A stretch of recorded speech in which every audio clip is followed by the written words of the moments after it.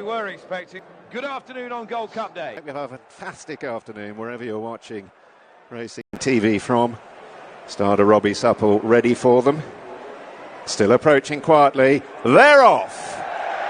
The JCB Triumph Hurdle gets Gold Cup Day underway, and the nose-banded OPEC leads them down towards the first of the 8 scheduled flights. Gibbs Island, also nose-banded, black and white jacket, is handy, but it was OPEC who had the lead over the first, and Papano, the early back marker, pink cap, a little bit disorganised as well.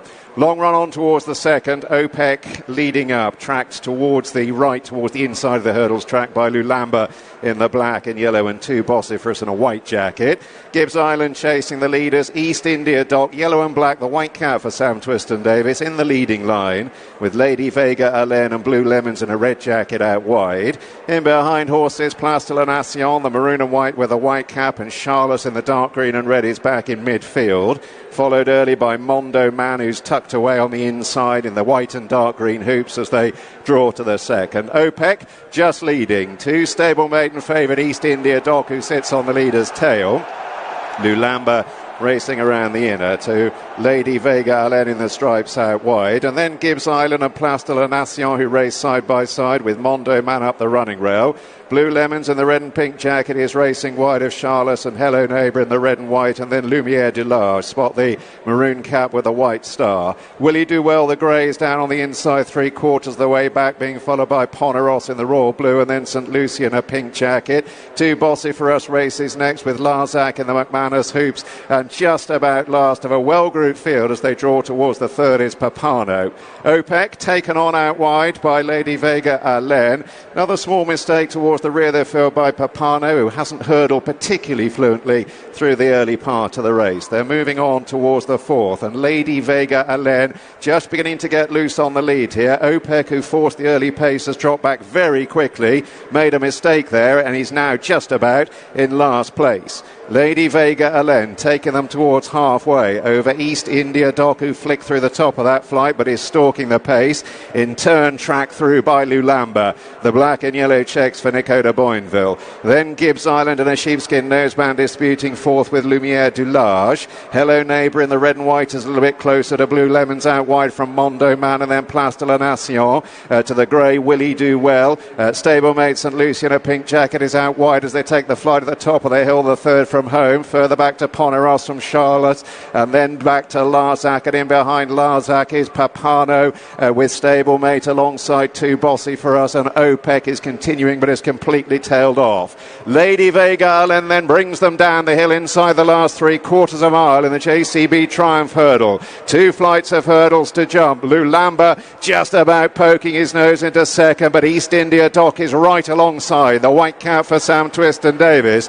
Hello Neighbour is beginning to inch ever closer. The red and white disputing fourth on the descent, with Place de la Nation, the maroon and white with a white cap. Then Mondo Man, who's back on the inner to Gibbs Island. St Lucie in a pink jacket is pulled out. Closing in on the second last, it is Lady Vega Alain. East India Dock coming alongside Lulamba between horses, a bit untidy. And now East India Dock stares Lady Vega Alain in the eye. Lulamba at this stage just angling out. Place de la Nation coming wide around the outer. Hello Neighbour turns into the straight, the red and white in fifth. Poniros in a raw blue jacket is running on in behind. It's a lengthy gallop down to the final flight. East India Dock now challenged by Lulamba. Lady Vega Alain, one from the right, Hello Neighbour. On the left, still with every chance, Place de la Nation, and then Poniros. East India Dock approaching the last in the Triumph Hurdle. Rises a length and a half clear. Lulamba is giving chase. Poniros in the raw blue is still running on very strongly. East India Dock. Lulamba is coming on the near side. Poniros out wide, a finish at inches, and Poniros gets through to win the JCB Triumph Hurdle. Sees off Lulamba. East India Dock in third, then Lady Vega Alain and Place de la Nation, and it's Willie Mullins again in the JCB Triumph Hurdle. And Willie Mullins can do what mere mortals can't. He can win a Triumph Hurdle with a hurdling debutant. Poniros has won. Not only has he won, he's won in the colours of Tony Bloom for Jonjo O'Neill Jr. Where was he in the Clasutton pecking order, I wonder? Where was this horse? He was 100 to 1 for goodness sake. And he has won the Triumph Hurdle. Well, well, well. Three-way go to the line. The big players lined up to have their shot. East India Doc, Hello Neighbour, Lady Vega Allen rallying, Lulamba, but it was this horse, Poniros, far side of the trio, that came out on top for Jonjo Jr. No sooner had he ridden his second festival winner on Jaguar in the plate yesterday than he immediately got his third. And around this time yesterday, he was lamenting the loss of his beloved Springwell Bay. What a turnaround in his fortunes, what a welcome one.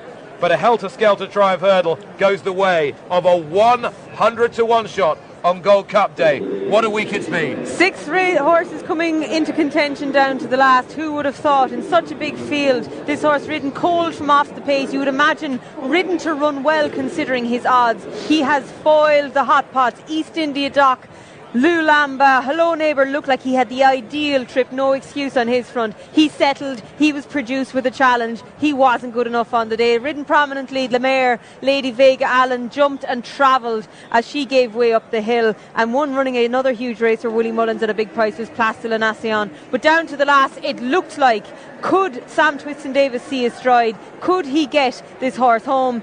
Well, he got a stride, he didn't get home. The blue colours of Tony Bloom on hurdles debut, rated 91 on the flat for Rafe Beckett. Martin, who would have thought? Not many people, Jane, not many. And he's beaten the right horses, hasn't he? Lulamba, great run by him in second place. He's battled on, having looked beaten by East Indian Doc. He battled past him on the run-in, and they'll be cursing that the Mullins battalion's been thrown in here to foil them. But yeah, Poniros from off the pace, he's come with a power pack finish, hasn't he? And he's been ridden cold, as you say, ridden to run well, kept out of the heat of the race. That's probably helped him a little bit because the big guns got racing, got at each other, probably softened each other up a little bit, and Jonjo has pounced right on top of the line. Well, Tony Bloom's colours carried to success by Jonjo O'Neill aboard Poniros. I doubt even one of the most feared punters in the game availed himself of the 100-to-1, Jane. He'd be a brave man on hurdles debut to back a horse in this competitive nature of a Triumph Hurdle. Tip to Golden Horn as well, a winner and a third in this race, following on from his champion hurdle victory here on Tuesday. But Willie Mullins, he was ambitious, he threw him in here, he had a number of contenders, and coming down to the last, I'd say he didn't know which way to look. This is the longest price winner in the race's history, that will not surprise you. 66-to-1 shots, Igdam all the way back in 1989, and much further back to, of course, Martin Pipe's Baron Blakeney was a 66-to-1 shot, Shiny Copper was a 66-to-1 shot a year later, 100-to-1 trained by Willie Mullins. Yeah, he's a horse who he started off his 3-year-old season on the flat really promisingly. He was runner-up in the London Gold Cup at Newbury, which is traditionally one of the strongest form races for 3-year-olds in the spring, and he didn't really build on that. He went to Royal Ascot, he was well touted, well fancied for one of the handicaps at the Royal Meeting, didn't quite fire, finished down the field, and he was a bit stop-start after that as well, but they still went to 200,000 for him, and he's obviously rebuilt his career and starting over a new leaf for a new stable, doing a new job.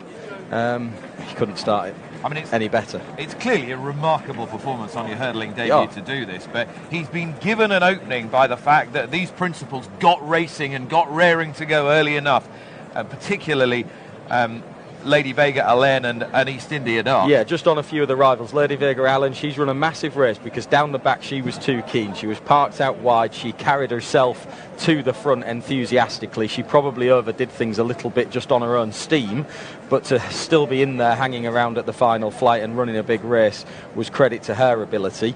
East India Doc didn't jump as well as he can. His jumping wasn't as fluent today as it has been. Do you think that was because the pace was on? And probably the pressure, I think he's not the biggest. No. I thought Hello Neighbour had the perfect trip. I suspected when Galileo Dame was catching him at the line in Leopardstown that he wasn't the strongest finisher. I think that has played out here. Yeah. And I think Lulamba has a huge future. He's a big, scopy shell of a horse. A lot of these horses are coming from the flat. He's the one pure National Hunt bred horse who looks like he's a massive future. Yeah, they'll be gutted on the day to get beaten with Lulamba, but equally excited by the prospect of him next season.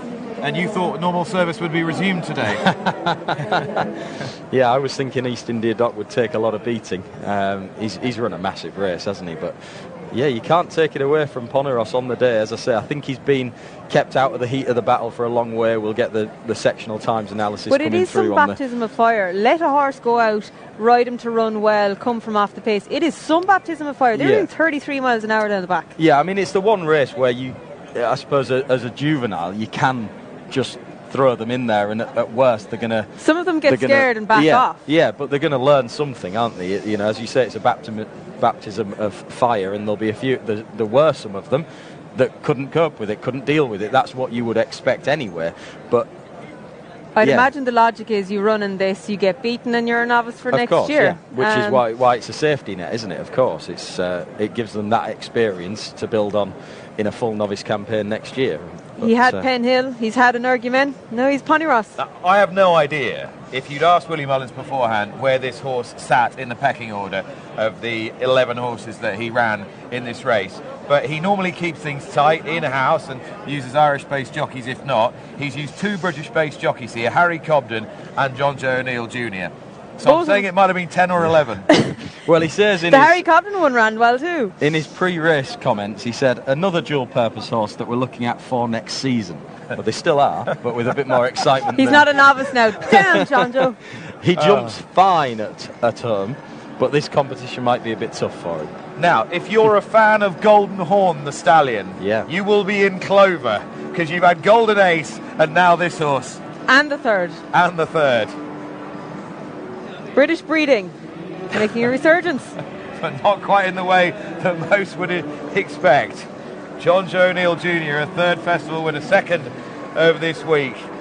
Poniros is the 100-to-1 winner of the Triumph Hurdle. When Igdam won the Triumph Hurdle on Gold Cup Day in 1989 and Desert Orchid won the Gold Cup, there was a bigger crowd then than there is today, and you could hear a pin drop as Nigel Coleman walked into the winner's enclosure. I wonder if it'll be a bit louder today.